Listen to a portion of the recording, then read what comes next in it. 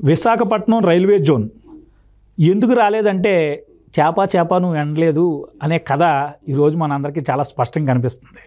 ఏంటంటే నిన్న ఈ యొక్క కేంద్ర రైల్వే శాఖ మంత్రి అశ్విని వైష్ణవ్ గారు మాట్లాడుతూ ఒక సందర్భంలో రాష్ట్ర ప్రభుత్వం భూమి కేటాయించలేదు, అందుకని విశాఖపట్నం రైల్వే జోన్ మీకు రాలేదు అని చెప్తున్నారు. అంటే ఇది ఎలా ఉందంటే, నువ్వు అది చేయలేదు, ఈ చేప ఎందుకు ఎంటలేదంటే అది అడ్డొచ్చింది, నీడొచ్చింది, ఇలా 10 సంవత్సరాలు పూర్తయిపోయింది. మనం నవ్వుకోవడానికి బాగానే ఉంది. ఇప్పుడు ఈ 10 సంవత్సరాల్లో మనకు రాష్ట్రానికి రావాల్సినటువంటి ఒక్క హామీ కూడా నెరవేరలేదు. ఏంటి మన పరిస్థితి? ఇచ్చిన 10 సంవత్సరాలు పూర్తయినాయి. 10 సంవత్సరాల గడువులో మనకి ఇంకా కంప్లీట్ అవ్వాల్సినవి చాలా ఉన్నాయి. మరి కంటిన్యూ అవుద్దంటారా రాబోయే రోజుల్లో? మరి ఇచ్చిన హామీలు గత అప్పుడు విభజన హామీల కింద వచ్చినటువంటి ఏదైతే హామీలోనే అన్నీ మరి గాలికి పోయినట్టేనా? ఏమంటారు? నేను అనేది అడగైందైనా అమ్మైనా పెట్టదన్నారు. నీకు ఆకలేస్తుంటే చిన్నటి పిల్లోడైతే ఏడుస్తాడు, అమ్మో ఆ బిడ్డకు ఆకలేస్తుందని సనుబాలు దాపొద్దు అమ్మ. అడగంది అమ్మాయిని పెట్టదుగా. మనకి 25 మంది పార్లమెంటేరియన్లు ఉన్నారుగా, రాజ్యసభ సభ్యులు 11 మంది ఉన్నారుగా. అప్పటికి ఎంతమంది అయ్యారు? 36 మంది ఎంపీలు ఉన్నారుగా. పెద్దల సభలో కానీ లోక్సభలో కానీ ఉన్నారుగా. ఈ ఎదవలు ఎప్పుడన్నా ఏ రోజన్నా ఎప్పుడన్నా ఒక్క ఎంపీ కాకపోతే ఒక్క ఎంపీ అయిన ఈ సిగ్గుమాల ఎంపీలు భారత పార్లమెంట్లో మాట్లాడారా? ఒక్కడు కాకపోతే ఒక్కడు మాట్లాడిండా? ఇంకో విషయం చెప్పనా, పారిశ్రామికవేత్తలందరినీ పార్లమెంటేరియన్లు చేసుకుంటే వాళ్ళ సొంత కంపెనీ విషయాలు మాట్లాడుకుంటారు, కానీ ప్రజల గురించి ఎందుకు మాట్లాడతారా? నేను సింపుల్గా చెప్తా. ఒంగోలు ఎంపీ ఎవరు? మాగుంట శ్రీనివాసులు రెడ్డి. నెల్లూరు ఎంపీ ఎవరు? ఆదాల ప్రభాకర్ రెడ్డి. ఓకేనా? నరసరావుపేట ఎంపీ ఎవరు? లావు శ్రీకృష్ణ దేవరాయలు. వీళ్ళ ముగ్గురు ఎంపీల పరిధిలో తిరుపతి ఎంపీ ఎవరు? గురుమూర్తి. ఈ నలుగురు ఎంపీ పరిధిలో ఒక రైల్వేలో ఉంది. ఎప్పుడు? నేను పుట్టినప్పుడు పుట్టింది ఆ project. Nadikudi Kalahasti railway line అంటారు. అయ్యిందా? ఒక్క లమ్మిడి కొడుకన్నా మాట్లాడండి నలుగురు ఎంపీల. కృష్ణదేవరాయల దాంట్లో కంప్లీట్ అయిపోయింది, శావల్యాపురం దాకా, పిడుగురాళ్ళ నుంచి శావల్యాపురం దాకా. శావల్యాపురం నుంచి దరిసి, పొదిలి, కనిగిరి, పామూరు, ఇంజుమూరు మీదుగా మళ్ళీ ఆత్మాకూరు నుంచి రాపూరు నుంచి వెంకటగిరి దాకా ఆ line Kalahasti Nadikudi railway line. ఎప్పుడు? మన్మోహన్ సింగ్ గారు ఫస్ట్లో ప్రధానమంత్రిగా శాంక్షన్ అయినటువంటి రైల్వే లైను. దానికి కొన్ని డబ్బులు ఏంట్రా స్వామి మేము కంప్లీట్ చేస్తామంటే అతీగతి లేదు. అంటే 24 ఏళ్ల ప్రాజెక్టుకే అతీగతి లేదు. అర్థమవుతుందా? అడిగేటోళ్ళు లేడు. అంటే ప్రజలు ఆలోచించుకోండి, ఎటువంటి ఎంపీలను ఎన్నుకుంటారు? ప్రజల పక్షాన ప్రజల అవసరాలు తీర్చేటటువంటి వాళ్ళని ఎన్నుకుంటారా, ప్రజాద్రోహుల్ని ఎన్నుకుంటారా అనేది తేల్చుకోవాలా. ఆ రామ్మోహన్ నాయుడు, ఈ గల్లా జయదేవు, ఇటువంటి వాళ్ళు ఎవరన్నా మాట్లాడుతుంటే వాళ్ళ మీద రైళ్ళు, వాళ్ళ మీద పీసీబీలు, వాళ్ళ కంపెనీలు మూసేయటాలు. అంతే కదా? బలంగా ఇద్దరే కదా వినిపించింది, ప్రజల గొంతుక వినిపించింది ఇద్దరు. ఒకటి శ్రీకాకుళం ఎంపీ రామ్మోహన్ నాయుడు, గుంటూరు ఎంపీ అయినటువంటి గల్లా జయదేవ్ గారు. ఇప్పుడు ఇక్కడ నా ముఖ్యమైన ప్రశ్న ఏంటంటే, ఇప్పుడు అమరావతి ఉంది, అమరావతి మీద కక్ష కట్టాడంటే జగన్ ఒక అందం. కానీ ఈ 50 ఎకరాలు 60 ఎకరాలు ఈ యొక్క కేటాయించి మెయిన్ తీసుకుని ప్రభుత్వం ఈ యొక్క కేంద్రానికి హ్యాండ్ ఓవర్ చేస్తే అక్కడ రైల్వే లైన్ ఇస్తామని చెప్తున్నా సరే ఎందుకు ప్రభుత్వం నిర్లక్ష్యంగా వ్యవహరిస్తుందంటారు?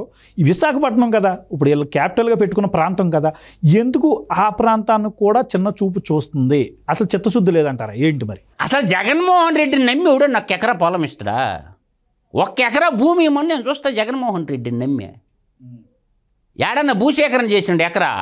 వీళ్ళు జగన్మోహన్ రెడ్డిని నమ్మి ఎవడు ఎకరా భూమి ఇవ్వడు, బుద్ధున్నోడు ఎవడు ఇవ్వడు. ఎందుకు నేను చెప్తాయనండి, జగన్మోహన్ రెడ్డి ఈ సెంటు పట్లాలు ఇళ్ళ ప్రాజెక్టులు ఉన్నాయి కదా, రైతుల దగ్గర 5 లక్షలకి 6 లక్షలకి 10 లక్షలకి 15 లక్షలకి మ్యాక్సిమం 25 లక్షలు, నాకు తెలిసి 5 నుంచి 25 లక్షలకి మధ్యన కొని స్థానిక ఎమ్మెల్యేలు ప్రభుత్వానికి 45 లక్షల నుంచి 60 లక్షల మధ్య అమ్మేసుకున్నారు, దోపిడీ చేసేసారు. జగన్మోహన్ రెడ్డిని నమ్మి ఎవడన్నా ఎకరా భూమి ఇస్తాడా? బెదిరించడం, లాక్కోవడం. కాబట్టి నేనంటుండేది ఏంటంటే అమరావతికి రైతులు స్వచ్ఛందంగా ముందుకొచ్చి 6 కోట్ల ఆంధ్రులకి రాజధాని లేదంటే 3 పంటలు పండే భూములు 33,400 పైచిలకు ఎకరాలు దారాదత్తం చేస్తే అది అమరావతి కాదు కమరావతి అని చెప్పినటువంటి దుర్మార్గుడు ఈ రాష్ట్ర ముఖ్యమంత్రి. తీరా లెక్కలు తీస్తే మొట్టమొదటి ప్లేస్లో ఉండేది దళితుల భూములే. ఈ అమరావతి రాజధాని చుట్టుపక్కల 6 నియోజకవర్గాలు దళితుల నియోజకవర్గాలే. తిరువూరు చూసుకున్న దళిత నియోజకవర్గము, నందిగామ చూసుకున్న దళిత నియోజకవర్గము, తాడికొండ అమరావతి ఉన్న ప్రాంతము దళిత నియోజకవర్గము, చుట్టుపక్కల 6 నియోజకవర్గాలు దళితులు అధికంగా ఉన్నటువంటి బీసీలు దళితులు అధికంగా ఉన్న ప్లేసుల్లో రాజధాని నిర్మాణం చేస్తే దాన్ని కూడా జీర్ణించుకోలేనటువంటి ఈ ముఖ్యమంత్రి ఇంకా అభివృద్ధి చేస్తాడంటే నమ్మాలంటే నేను నమ్మను. ఇతనంతా ఏంటంటే సంక్షేమ పథకాలను నమ్ముకున్నాడు.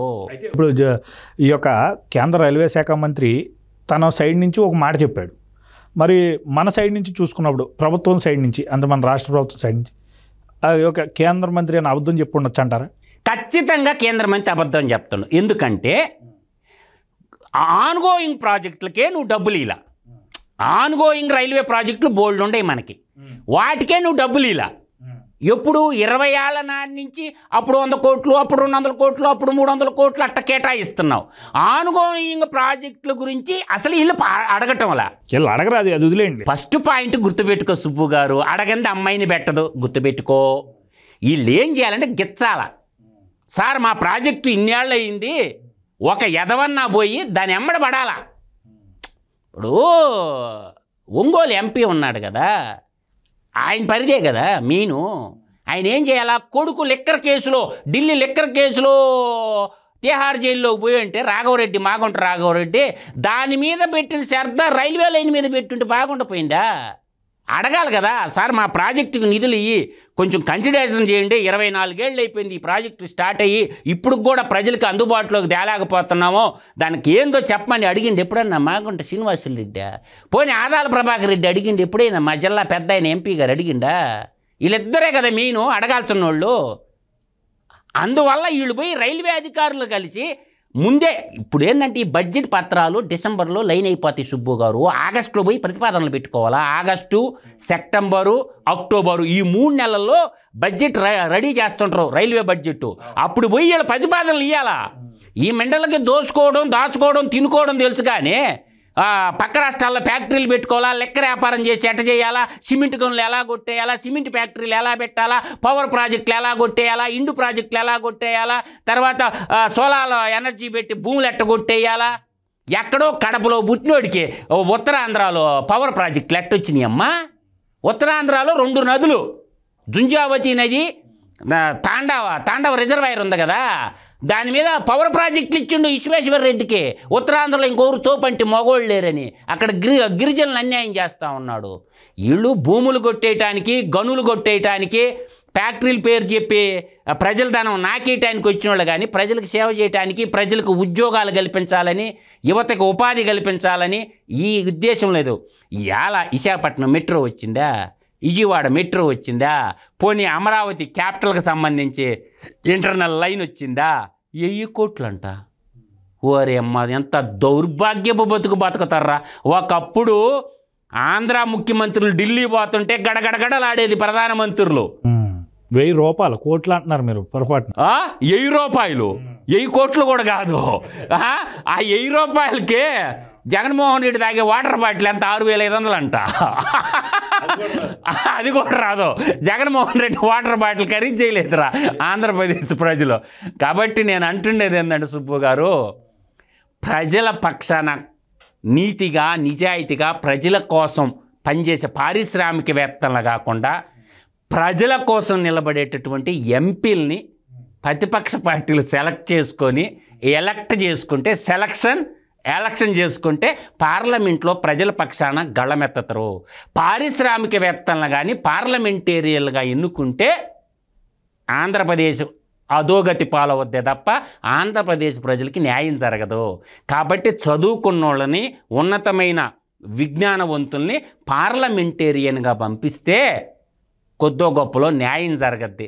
ఒకటా రెండా సుబ్బు గారు ఈ విధంగా చెప్పుకుంటా పోతే విశాఖ చెన్నై ఇండస్ట్రియల్ కారిడార్ అయిపోయిందా?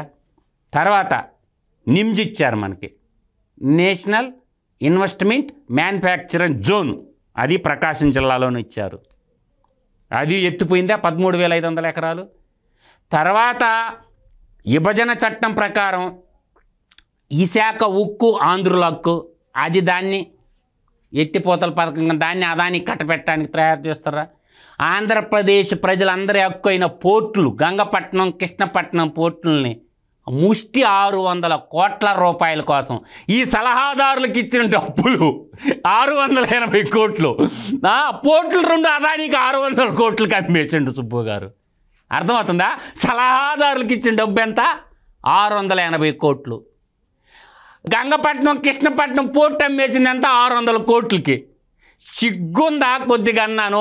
ఆయన అంటుండే సుబ్బారెడ్డి మన్నొచ్చి ఆ డబ్బులతో మేము ఏరే పోర్టులు కడుతున్నామని. మీరు దొబ్బేసిన డబ్బుల ముందు అభివృద్ధి చేసుకోవచ్చు కదరా నాయన.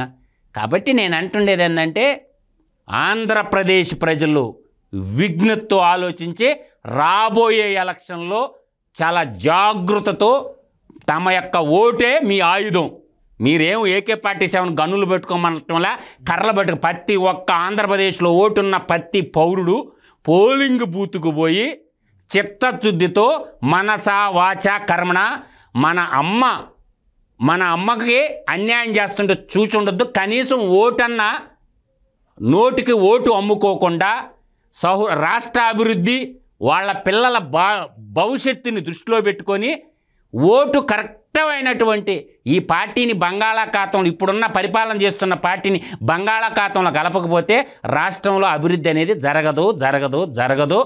అమరావతి రాజధానిగా ఉంచుకోవాలన్నా, రైల్వే ప్రాజెక్టులు సాధించుకోవాలన్నా, ఇండస్ట్రియలైజేషన్ కావాలన్నా, సాఫ్ట్వేర్ రంగం కంపెనీలు వచ్చి మళ్ళీ తెలుగు వాళ్ళ విజ్ఞానం ప్రపంచానికి మనం తెలియజెప్పాలన్నా, అన్ని రంగాల్లో మనం అభివృద్ధి చెందాలంటే ఈ యువజన శ్రామిక రైతు పార్టీని బంగాళాఖాతంలో కలపాల్సిన అవసరము తెలుగు ప్రజలకి అవశ్యం. కాబట్టి నేను అంటుండేది ఒకటే ఫైనల్గా, ఒక్కసారి ఆలోచించుకోండి. ఒక్క అవకాశం ఇచ్చినందుకు రాష్ట్రాన్ని సర్వనాశనం చేసి అన్నపూర్ణ లాంటి ఆంధ్రప్రదేశ్ను అప్పుల కుప్పగా మార్చిన ఈ ప్రభుత్వాన్ని దించేయమని చెప్పి నేను విజ్ఞప్తి చేస్తున్నా.